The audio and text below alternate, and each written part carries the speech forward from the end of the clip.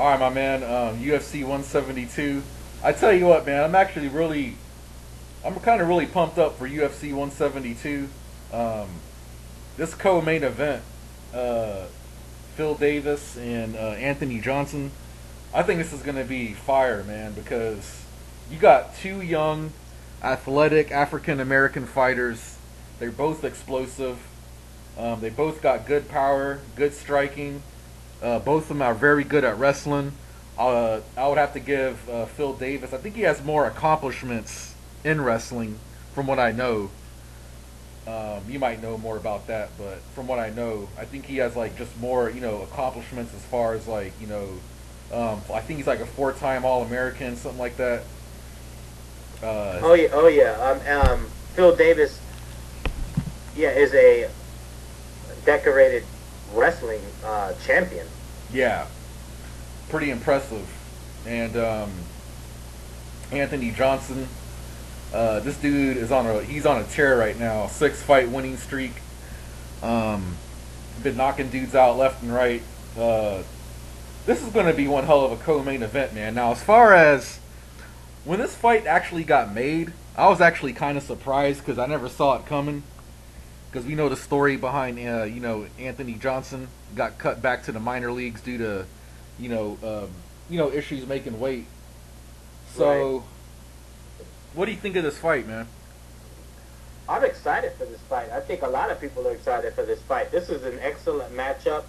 You have Rumble. Rumble's well, he's on a rumble. I mean, he's been knocking heads. For the last 4 fights. Nobody can really seem to stand with him without getting knocked out. Or his kicks are strong.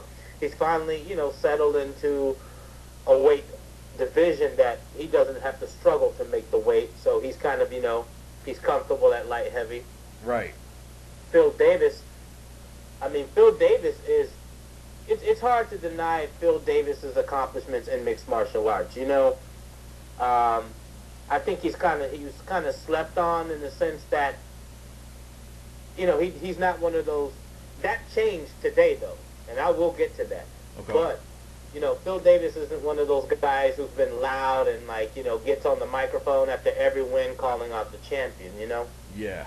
And therefore, but if you look at his resume, he beat Machida, which that's a controversial win there. It's debatable. It's debatable, but I could see why they gave it to Davis. Do I think Phil Davis is better than Lyoto? I don't know. I guess it's a matter of preference. I don't think so, but yeah. Then again, it doesn't matter anymore because Lyoto's a middleweight and he's still in light heavy. Right. But Phil Davis has beat Alex Gustafsson. He's the only one that's ever beat Alex, besides Jon Jones. But I know a lot of people don't like my analysis of that fight. Yeah. I still think Alex got the best of Jon Jones. And anybody who says any different is only lying to themselves. And that goes right into what I was just talking about how that all changed today. Because they had the conference call today about the whole card where they had all the fighters coming up. Because Phil Davis is on the same card. In fact, that's the co-main event for Jones Teixeira. Right. And Phil Davis gets into a back and forth war of words with Jon Jones on the conference call, and he basically tells Jon to his face that my buddy Alex beat your ass. And he says, he says I trained with Alex, and I don't see how anybody could give Jon Jones that fight. He goes, and Jon's like, what rounds do you think that I mean, look, I've said for 4.5 rounds of that fight, actually, for 4 rounds, to be technically precise, for 4 rounds and 4 minutes, Alex Gustafsson was owning that fight. He got caught at exactly 1 minute left in that fight of round 4, I'm sorry, that where he started to gas and then he got caught with the elbow. And I gave 1 round and 1 minute to Jon Jones of that entire affair. And to me, how he's still the champ is beyond me. I mean, I like Jon Jones a lot. I'm not a Jon Jones hater. I know a lot of people like to say that. That's nonsense. He's on my Instagram. I see everything he posts. He's cool. He's a cool guy, man. But, you know, I'm going to keep it real, though. I'm not a biased person. Yeah. So they got into it. And funny thing, Jon said to Phil Davis, though, because of all of this, you know, back and forth, you know, shit talking. Basically, he's like, you know, it'll be real embarrassing if you lose to Anthony Johnson on, you know, at the on the fight card after all the stuff you're saying about me. You know, he kind of left it at that, which I guess is kind of true. I mean, if Anthony Johnson knocks out Phil Davis, then I guess he could feel kind of stupid. But I don't see Phil Davis getting knocked out, because let me tell you something about Phil Davis. Phil Davis is a guy who, every time I see Phil Davis, he is better. Right, right. Alex Gustafsson trains with him.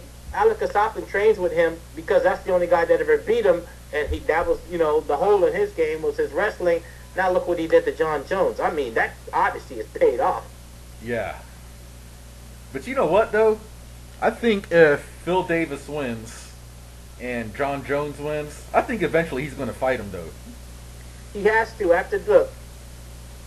Yeah, they're going to fight at heavyweight or light heavyweight? Who? Jon Jones and Davis. That's going to be a light heavy, right? Yeah, they're light heavyweights. But Jon says that his plans to go to heavyweight one day once he clears out the light heavyweight division. To go after Cain Velasquez's belt? Yeah, but, you know, Jon Jones has his work cut out for him. I mean, he's awesome, but there's legitimate threats at light heavyweight for his title. Right, right. Legitimate threats. Not like jabronis you want to fight, like, you know, washed up fighters like Shogun Rua, who I have a lot of respect for, and I don't really mean to say it like that. I don't have any disrespect towards Shogun. I mean, he's an amazing warrior and a champion, but he gets guillotine choked by Chael Sonnen. Right. And then he gets caught with Dan Henderson's slow ass Hendo bomb. I'm like, who gets caught with that anymore? Yeah. And he was whooping Dan Henderson's ass. And speaking of that, man, explain to me how Dan Henderson could lose 3 fights in a row, get lucky against Shogun Rua, and now he's fighting Daniel Cormier, and then I'm hearing talk about, like, that being you know, for a shot at the title. Yeah. You know what I'm saying? Yeah, it's crazy, man. What kind of tricks is Dan Henderson turning for somebody? I don't know, man. I mean, I really don't know, honestly. Anyways, but how did he lose those fights, though? Those 3 fights he lost. He lost them decisively. Okay. That's how he lost them. He got knocked the hell out from the Vitor uppercut. Remember that? That knocked him off his feet. Yeah, I remember that. Oh, man, that was, you know, yeah, he got uppercutted. Dude, that uppercut, I don't know, man. That TRT was working God miracles for Vitor Belfort, because, you know, he's all about God and all that. I'm like, bro, I don't know. I'm interested to see how Vitor is now that TRT is banned. Right.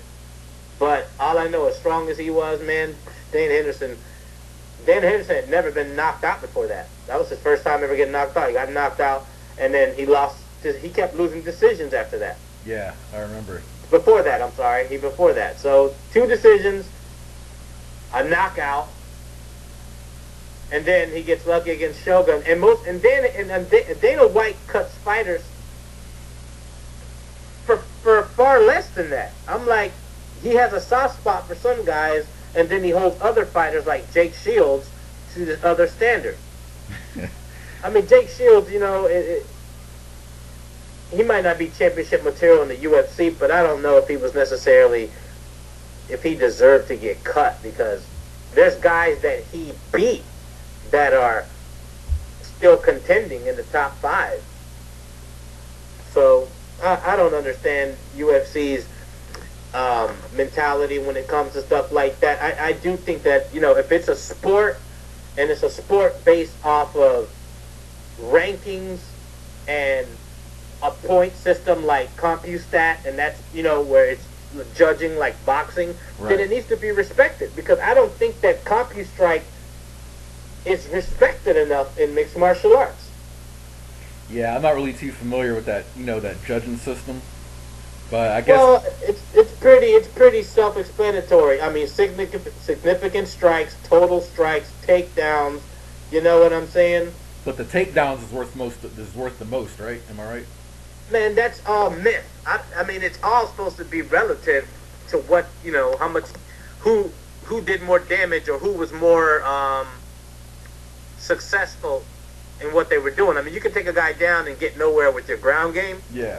but it, the way that the fights keep getting judged and the attitude that Dana White has, and you hear people like Joe Rogan who flip flop. Joe Rogan will call a fight a certain way the entire fight, and then right after the fight talk like he never said any of that during the match. No, he did that against I don't know if he's just trying to be professional or not, but then again, this is why I don't understand, because remember after Johnny Hendricks lost to GSP, Right. and Joe was like, "Oh man, I thought you won. I'm going to say it here. If you're going to be so candid as to give your opinion right then and there, then how come you didn't say shit when they gave Jon Jones the belt after Alex beat the snot out of him?" And even you said, because I've watched that fight a million times. I have watched that fight a lot, man, because I got a lot of hate from people that didn't like my analysis of the fight. Oh well. Yeah, But I mean, it's really no different than like in boxing. You know what I'm saying? Like, remember when Bradley fought Pacquiao the first time, and then Bob Arum came in the ring and told Timothy Bradley a good job, this and that. But then at the press fight conference, he was saying all the shit how his style was boring. He did the same shit to Guillermo Rigondeaux too. So I mean, nowadays shit like that don't even surprise me anymore. But hey, well, going back real quick because we got like a few more minutes left. Oh, so this Johnson versus Davis fight. Man, it's really tough to call, man. But you know what? I'm gonna have to go with Phil Davis unanimous decision. I think I'm going to take make that same prediction. I think that's a safe prediction, and the reason I give I think Phil Davis is more well-rounded or more experienced. I think that his expertise as a martial artist is better than Johnson, because Johnson depends on his power, and fighters who depend mainly on their power to knocking people out, when they can't knock the opponent out, they don't know what else to do anymore. Yeah, it's like They don't. Yeah, like once they rely on something, it gets diminished. There's not much that what else. What else can they rely on? You know what I'm saying? Like when Mike Tyson fought Evander Holyfield, he couldn't hurt him. Yeah, you couldn't hurt him at all. Couldn't hurt him, and he was like, damn, and then Evander started getting to him, So like he started, he started running out of options, and that's you start, and the frustration kicks in. That's when you start doing shit like biting ears and doing headbutts and shit like that. Well, you know what? Evander deserved what he got, though. If you listen to them talk now, Evander admits he was headbutting him. Yeah, I haven't seen that fight in forever. They're friends now. Yeah, they're cool now. Yeah, I've seen that. Mike Tyson's a changed man, man. A lot of people don't want to, a lot of people live in the past and don't understand that, people grow and change. But if you see the Mike Tyson today, that's a humble man who, he's honest, he's open. He's obviously gone through a lot of growth. Oh yeah, for sure, man. But we're gonna knock out the Jon Jones video next. All right, no doubt. Okay.